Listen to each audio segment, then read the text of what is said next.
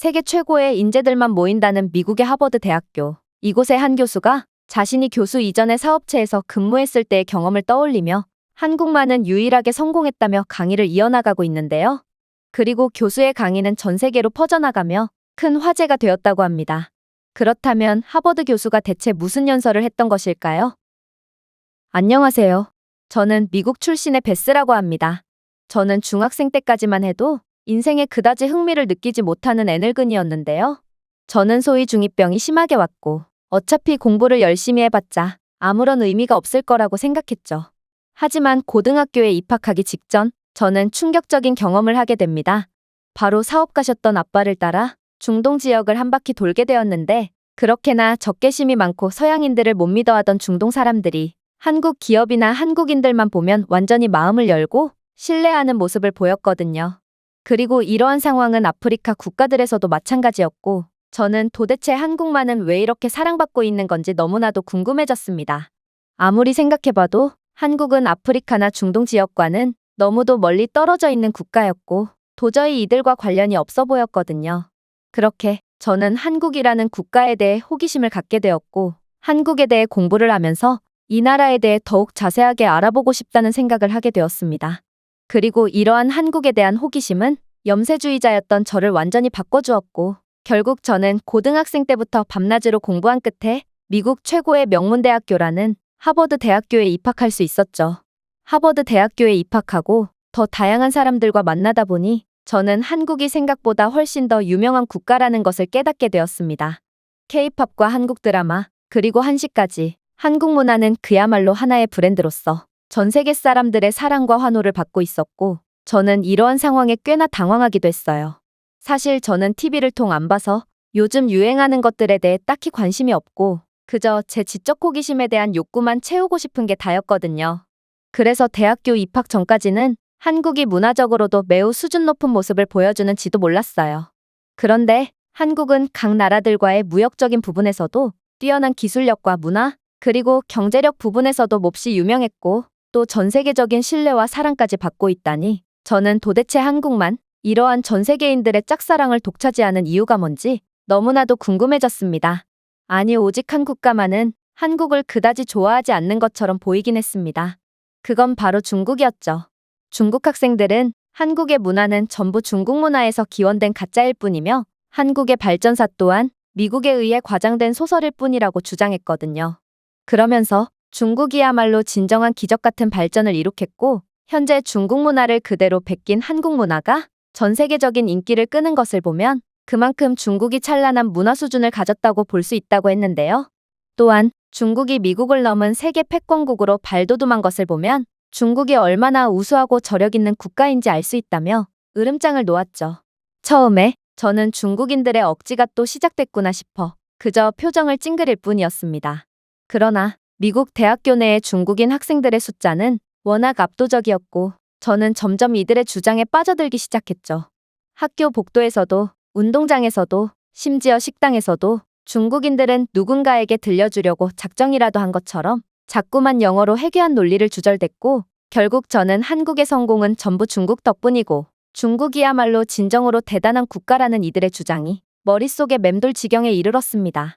그러다 아주 좋은 기회가 찾아왔습니다. 바로 제가 동아시아사 수업을 들었을 때의 일이었는데 교수님께서는 인류의 문명이 발전한 이래로 한국은 그 누구도 하지 못했던 기적을 이룩해냈다며 한국의 발전사를 높게 평가하셨거든요. 한국의 발전 과정은 매우 흥미롭고 또 많은 국가들이 귀감으로 삼아야 합니다. 현재 전 세계를 주름잡고 있는 선진국들을 생각해보세요. 이들은 운 좋게 풍부한 자원을 가진 땅을 가지고 있거나 혹은 다른 나라들에 대한 침략과 수탈로 쌓아올린 부를 통해 빠르게 발전할 수 있었죠. 그러나 유일하게도 한국은 다릅니다. 한반도에는 지하자원이 전무할 뿐만 아니라 한국은 자신의 의지와는 상관없이 여러 시련을 겪어야만 했거든요. 일본 점령의 파괴적인 영향과 한국 전쟁의 참화 이후 한국은 폐허가 되었고 경제는 엉망이 되었습니다. 그러나 한국은 지배나 착취를 통해 진보를 추구하기보다는 한국의 가장 큰 자산인 국민의 힘과 잠재력을 이용하는 쪽으로 방향을 틀었죠. 끊임없는 교육 투자와 혁신에 대한 국가적 헌신을 통해 한국은 기술과 지식이 번창할 수 있는 환경을 조성했습니다. 정부는 민간 기업과 함께 곧 한국 경제 기적의 중추가 될 산업인 반도체, 자동차, 전자산업을 육성했거든요. 결국 한국은 기술력의 중심지로 탈바꿈했습니다. 한국 브랜드가 품질과 신뢰성의 대명사가 되는 것을 전 세계는 경외했습니다. 최첨단 전자제품에서 고효율 가전제품에 이르기까지 한국 제품은 경쟁자일 뿐만 아니라 선도자로서 세계 시장에 진출했습니다. 자, 이제 지금의 한국을 한번 생각해 봅시다. 이야기는 완전히 바뀌었죠. 한국은 더 이상 전쟁으로 피폐해진 나라가 아니라 혁신과 기술 발전의 등불로 여겨졌습니다. 그러나 더 중요한 것은 한국의 부상이 착취의 그림자에 가려지지 않았다는 것입니다. 한국은 자원을 약탈하거나 분쟁을 수출하지 않고 노력과 독창성을 바탕으로 제국을 건설했습니다. 교수님의 연설에 선진국 출신의 학생들은 마른 침을 삼키며 고개를 푹 숙였습니다. 자신들이 지금 이곳에서 공부를 할 수 있게 된 이유는 바로 그들의 조상이 착취에 가담했기 때문이라는 사실을 그 누구보다 잘 알고 있는 모양이었죠. 하지만 한국은 그러한 착취를 당하는 입장이었음에도 현재는 자신들을 식민 지배했던 일본뿐만 아니라 당대 최강의 열강 제국들보다도 훨씬 부유하고 강한 국력을 갖게 되는 기염을 토한 것입니다. 그런데 그때 중국 학생이 손을 번쩍 들더니 이내 충격적인 말을 쏟아내기 시작했어요. 교수님, 한국의 발전사는 너무 고평가되어 있습니다. 다른 나라의 지배를 극복하고 선진국이 된 국가는 한국뿐만이 아니거든요. 중국도 한국처럼 똑같이 일제의 수탈을 겪었지만 현재 중국을 좀 보세요. 중국은 미국과 어깨를 나란히 하는 세계 최강국으로 발돋움했고 모든 개발도상국들의 존경을 한몸에 받고 있습니다. 또한 세계의 모든 사람들이 중국인을 좋아하고 존경하고 있죠. 물론 한국도 위기를 극복했다고 말할 수 있겠지만 이들이 과연 중국처럼 전 세계적인 존경을 받고 있을까요? 한국은 중국과는 비교도 할 수 없는 소국이고 따라서 한국보다 중국의 발전사가 훨씬 위대하다고 볼 수 있을 겁니다. 중국 학생의 발언에 교수님은 기가 찬다는 듯 픽 웃었습니다. 그러더니 즉각적으로 반박을 시작하셨죠. 자, 일단 학생의 주장은 전제부터가 틀렸습니다. 미국과 중국이 어깨를 나란히 하고 있다고요? 학생의 이러한 주장에 동의하는 사람은 중국인 말고는 아무도 없을 겁니다. 심지어 중국인들조차 자신의 전 재산을 걸어야 한다면 100% 미국 쪽에 걸 테죠. 또한 아무도 중국을 존경하거나 사랑하지도 않습니다. 여기에는 세계 각국에서 온 학생들이 있는데요. 여기서 중국을 좋아하는 학생이 있다면 손을 들어주시기 바랍니다. 교수님의 말씀이 끝나자 강의실의 분위기는 이상하리만큼 싸해졌어요. 아무도 손을 들지 않았으며 오히려 대부분의 학생들이 중국에 대한 좋지 않은 감정을 가지고 있는지 한껏 인상을 찌푸릴 뿐이었죠. 그러자 교수님은 다시 말씀을 이어나가셨습니다. 왜 아무도 중국을 좋아하지 않는지 아십니까? 중국은 일본의 수탈을 받았던 건 맞지만 이들이 피해자라고 해서 다른 나라들을 수탈하지 않은 건 아니거든요. 대표적인 예로 중국은 역사 내내 한국 침략을 시도했습니다. 그러나 중국은 그 영겁의 세월 동안 단 한 번도 한국을 지배한 적이 없었죠. 즉, 중국은 다른 나라를 지배할 능력이 없었던 거지 이들이 대단히 착하고 양심적이어서 다른 나라를 지배하지 않았던 게 아니라는 소리입니다. 오히려 중국은 아시아와 아프리카의 개발도상국들의 원조를 명목으로 한 21세기판 경제 침탈을 이어나가고 있습니다. 개발을 해준다는 명목으로 불공정 계약을 맺어서 돈을 갚지 않으면 각종 이권 사업을 강제로 뺏어버리는 거죠. 도대체 중국이 자신들을 지배했던 일본과 다른 점이 뭐란 말입니까? 교수님의 말씀에 중국 학생은 얼굴이 새빨개졌습니다. 그러나 교수님의 주장에는 군더더기조차 하나도 없었고 결국 중국 학생은 아무 말도 못한 채 다시 자리에 앉아야 했죠. 하지만 교수님은 중국 학생은 안중에도 없다는 듯 말을 이어나가셨습니다. 자, 그렇다면 중동이나 아프리카에서 온 학생들에 한해 질문하겠습니다. 여기서 한국에 대해 호감을 갖고 있는 학생들은 손을 들어주시기 바랍니다. 그러자 놀랍게도 거의 대부분의 학생들이 기꺼이 손을 들었는데요. 교수님은 이러한 상황에 그럴 줄 알았다는 듯 강의를 시작하셨습니다. 여러분들은 중동이나 아프리카에 가본 적이 있습니까? 아마 이들 국가에 가본 사람은 거의 없을 것 같은데요. 그런데 다들 보셨다시피 중동이나 아프리카 국가들에서는 한국을 무척이나 좋아하고 있답니다. 한국은 이러한 지리적으로 문화적으로 동떨어져 있는 국가들 말고 자신들과 가치관을 공유하는 다른 선진국들과 훨씬 많은 교역을 하며 밀접한 관계를 맺고 있는데요. 그럼에도 중동 및 아프리카 국가의 사람들은 이상하리만큼 한국을 좋아하고 있습니다. 도대체 왜 그럴까요? 교수님은 잠시 목을 축이시더니 이내 다시 말씀을 이어나가셨습니다. 내 양력을 본 학생들은 알 겁니다. 저는 방산업체에서 일했고 무기 거래건으로 세계 각국을 파견 다니며 수많은 사람들을 만나봤습니다. 그런데 재밌는 점이 뭔지 아십니까? 중동과 아프리카 국가 등 우리의 주요 고객이자 훌륭한 사업 파트너인 이들은 아이러니하게도 우리를 그렇게 반기지 않았다는 것입니다. 정말 이상하죠? 사실 굳이 따지자면 갑의 위치는 우리였고 그들은 우리에게 감사해야 할 위치에 있었는데도 말입니다. 처음에 나는 이들이 원래 그렇게 폐쇄적이고 외지인을 경계하는 문화를 가진 줄 알았습니다.